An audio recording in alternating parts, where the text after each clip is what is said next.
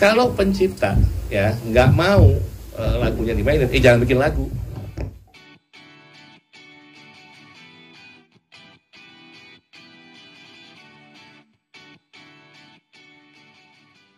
Dani nggak minta itu kan, Dani nggak minta direct royalty kan? Oh, nggak minta direct royalty. Makanya saya nggak tahu permintaan dia terakhir adalah saya tidak boleh membawakan lagu dia. Setahu saya dia terakhir meminta untuk maksud saya dia setuju untuk pembayaran royalti melalui LMK, ya kan? Karena dia sendiri tergabung dalam WAMI, ya, seperti itu. Makanya kita agak kaget kenapa dia harus melarang saya untuk membawakan lagu Dewa gitu ya. Tadi kan kaitannya sama minta izin itu kan artinya juga ada perizinan langsung gitu ya. Sementara undang-undang mengaturnya itu kan dengan LMK gitu ya. Nah, apa yang terjadi jika itu dilakukan gitu Mas? Kalau misalkan ada direct izin gitu. Oke. Suaranya. Ya, terima kasih. Jadi waktu Once minta tolong saya untuk dampingin dia kasusnya, saya bilang, lu nggak butuh lawyer, Cek. Masalahnya gampang kok. Ya kan? Tapi setelah kita diskusi lama, saya pikir oke deh saya dampingin. Karena gini, yang penting ini sebenarnya kalau masalah hukumnya nggak ada, ini sebenarnya sensasi aja dibikin nih. Ya. Cuma ini udah menurut saya memang perlu untuk karena ini sifatnya sudah disinformasi. Ya, sengaja pengaburan. Bukan hanya misinformasi nih, udah disinformasi. Seolah-olah Once bersalah, seolah-olah Once merasa lebih besar pada Dewa gitu ya. Hingga kemudian fokuskan gitu. Serangannya bukan cuma jadi masalah hukum, jadi masalah personal juga kan, kelihatannya jadi begitu, gitu kan. Apakah IO nanti juga akan jadi gentar, akan jadi males gitu kan, itu kan juga bahaya gitu buat Once. Kalau masalah hukumnya sederhana sekali ya, ini masalah pemahaman dari orang yang tidak paham. Undang-undang Cipta itu memang memberikan hak kepada pencipta ya, izin, itu benar, pasal 9. Perhatikan deh, pencipta-pencipta yang senang banget melarang orang gunain lagu pasti bilang pasal 9.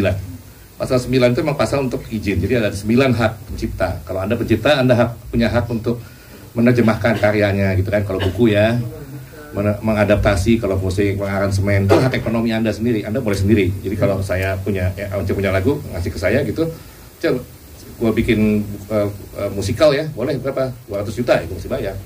Tarifnya dia sendiri nentuin, nggak ada lembaga lain gitu. Lagu lo gue ganti liriknya ya, bahasa Inggris, oke, berapa? 1 juta gitu. Ya udah, terbayar. Itu hubungan antara si pencipta dengan yang ketiga, boleh langsung 8 hak tuh. Kemudian ada 1 hak, namanya apa? Hak pengumuman ya, penampilan di muka umum dengan komersial. Nah, penampilan ini si pencipta lagu nggak bisa langsung ya dapat hasilnya, dia harus tergabung di LMK, lembaga manajemen. Kenapa harus diatur seperti itu? Kalau nggak kacau balau ya. Ada warung itu kios ojok kios jam 3, Ahmad Dhani datang minta duit jam 4, karena lagunya diputar iya kan, siapa Slang datang, setiap orang bisa dimainin, dimainin gitu ya. Semua orang minta lagu sendiri-sendiri kan. Yang punya kafe kan kapan kerjanya kan, bayar terus, udah gitu tarifnya sendiri-sendiri. Makanya kalau mau dapat duit royalti dari performing, ya undang-undang bilang harus ikut LMK. Dan kita tuh udah ada banyak LMK kan? Ada 11 LMK. Dan LMK 11 terus dibikin namanya LMKN. Gitu. Jadi setiap orang yang mau dapat duit dari royalti kalau lagunya dimainin di muka umum, konser, ya, apalah segala macam, itu dia harus masuk di LMK. Nanti LMK yang mungut duitnya dari para penyelenggara. Nanti LMK baru bayar ke si pencipta. Itu mekanismenya. Ya, 1. Nah, itu kan cuma soal royalti, pasti nanya gitu dong teman-teman. Izin gimana? Enggak termasuk izinnya. Jadi waktu si pencipta ngasih surat kuasa ke LMK buat mungut royalti, dia kan udah ngasih izin lagu itu diputar, iya nggak? Gimana lagu bisa diputar kalau lagunya nggak dimainin dulu? Jadi artinya kalau pencipta ya nggak mau lagunya dimainin, jangan bikin lagu. Itu aturannya. Nah, ini bukan penafsiran saya, karena pasal 23 ayat 5 jelas bilang setiap orang dapat melakukan penggunaan secara komersial ciptaan dalam suatu pertunjukan tanpa meminta izin terlebih dahulu kepada pencipta dengan membayar imbalan. Ya.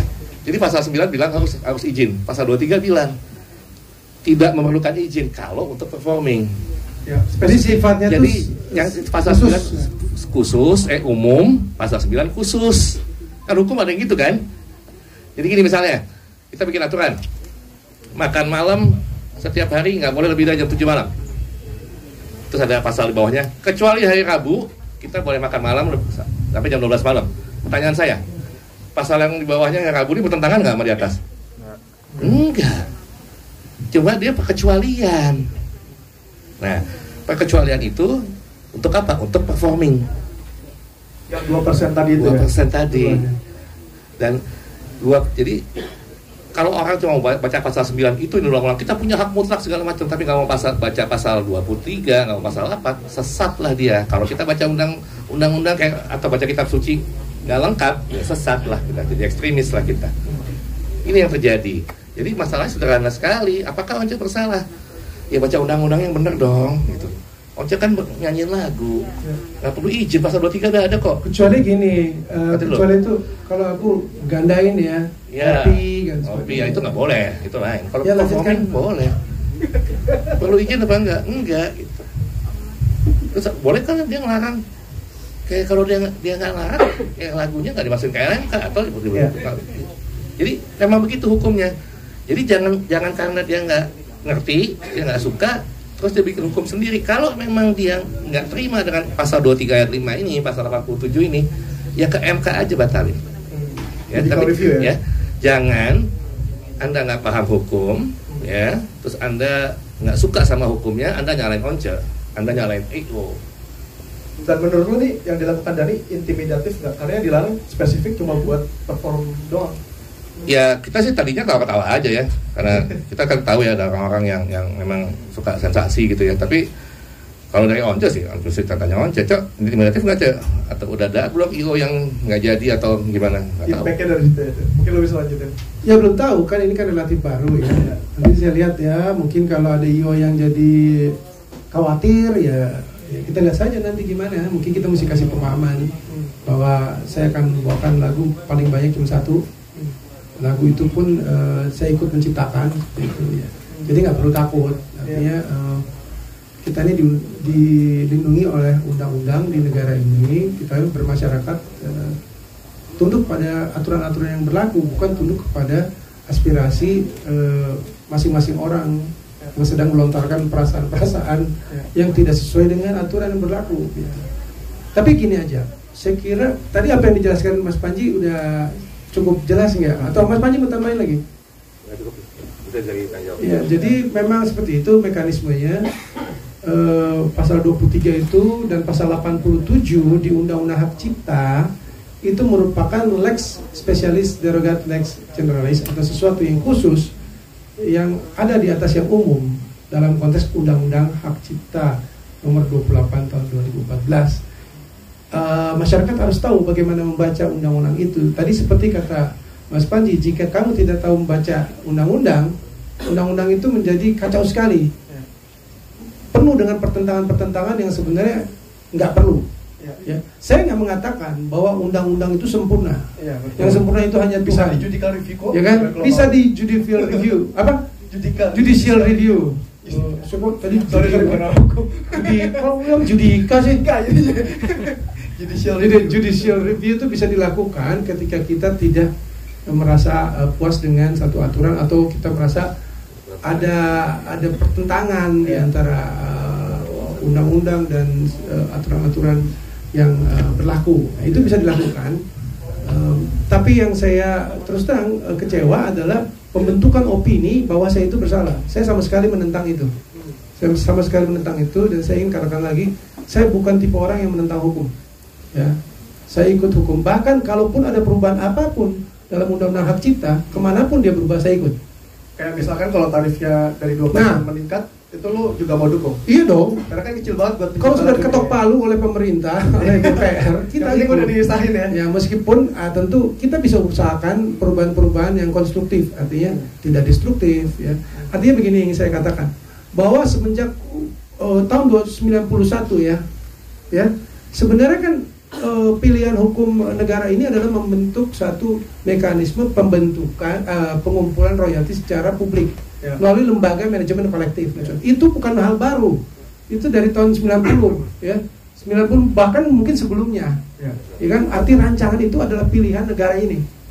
Pemilihan hukum yang dilakukan. Ada aturan-aturan yang sudah dirancangkan untuk menuju ke situ. Ya. Nah, memang ada mungkin keluhan. Misalnya tadi yang lo sebutin, misalnya mungkin 2% kurang tuh, ya kan? Ya. Dalam keadaan apa? Dalam keadaan kan ini belum berjalan secara keseluruhan di seluruh Indonesia. Ya. Saya juga setuju. Saya tegaskan ya, saya setuju untuk itu diperbesar. Kenapa? Karena 2% dari nilai tiket itu kecil ya. Ini paling tidak dalam hubungan dengan waktu sekarang. Ketika aturan ini belum berjalan secara masif. Artinya hanya sedikit yang terkumpul. Akibatnya apa? Bukan hanya pencipta saja yang dapat sedikit, tapi lembaga pengumpulnya juga dapat uang sedikit. Ya. Jadi ini bukan saya mendorong, tapi kita bisa pertimbangkan untuk bisa konsolidasi lah. Dinaikkan, diperbaiki melalui konsolidasi kita semua stakeholders yang ada di industri musik, apakah itu pencipta, organisasi penyanyi atau IO, promotor. Dia kan mungkin promotor nggak gampang terima itu. Dia bilang mungkin waduh kemahalan dong. Nah ini harus dikonsolidasikan dulu, sampaikan lalu bagaimana. Itu penting karena tadi saya bilang konteksnya penerapannya belum menyeluruh. Kita percaya kalau ini 2% sudah menyeluruh, pasti. Apa yang didapatkan oleh pencipta itu jauh lebih besar karena Indonesia itu punya 60 juta ya.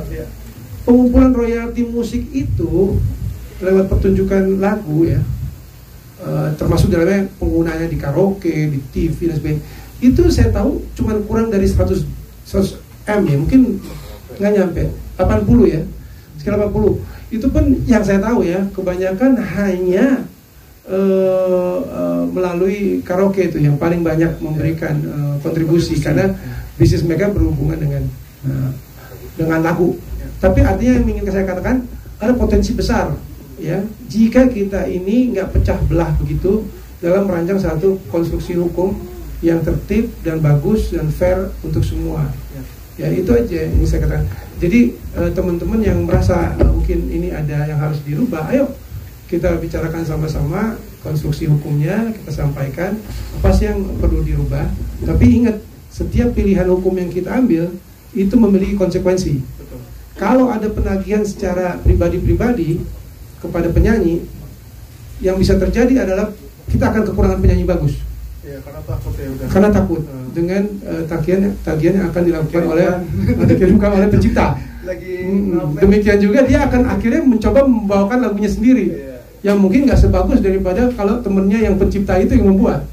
Nah si pencipta juga karena nggak temenan sama penyanyi, dia akan membawakan sendiri lagunya, gitu kan.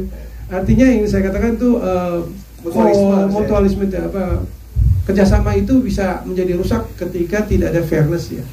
Hari ini kalau ada ketidakpuasan, saya sekali lagi bisa mengerti ya, saya bisa mengerti, tapi ingin mengajak semua teman-teman pencipta lagu, musisi untuk duduk bersama, bicara bersama secara konstruktif, ya, bukan dengan cara-cara yang agitatif dan pembentukan opini seolah-olah temennya sendiri salah dan sebagainya gitu. Ya, menurut saya itu kurang dewasa dan seperti itu. Tadi kan di awal lo udah mention kalau manajemen tuh selalu menggugurkan di kontrak itu mewajibkan lo untuk membayar.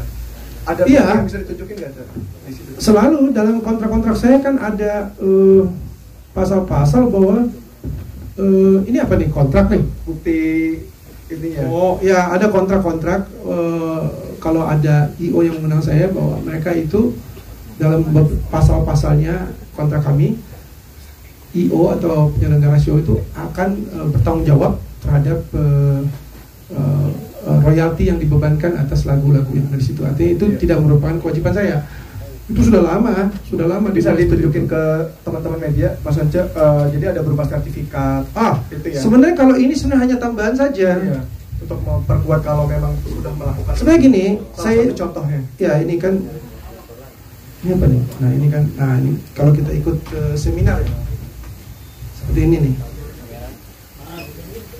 Ini apa ini? Ini acara. Jadi ada beberapa. Oh, ada beberapa. Oke. Ini sertifikat dari Lembaga Manajemen Kolektif Nasional. Nah, ini ada konser musik ya. Tahun ya. Seperti ini bentuk daripada ini bukan kwitansi ya, melainkan kalau udah dibayar dikasih sertifikat. Dikasih sertifikat seperti ini. Jadi ini sertifikat terbitan daripada Lembaga Manajemen Kolektif Nasional. Sebenarnya saya tuh nggak perlu, maksudnya segitu rajinnya mengatur-ngatur semua, apa maksudnya membantu menjalankan. Artinya kalau saya mau merem aja, ya ini kewajiban daripada event organizer. Cuman karena saya peduli, saya pikir kami juga harus ikut bantu ya semuanya dengan memberikan informasi-informasi tentang IO, contact person, lalu kemudian lagu-lagu yang dimainkan itu kepada LMKN. Saya berharap ada kerjasama yang bagus dari semua stakeholders ya, atau pihak-pihak IO, organisasi artis, pimpinan manajer-manajer artis itu untuk saling bertukar informasi agar proses pengumpulan royalti ini berjalan lebih cepat, lebih bagus, karena kita punya potensi besar.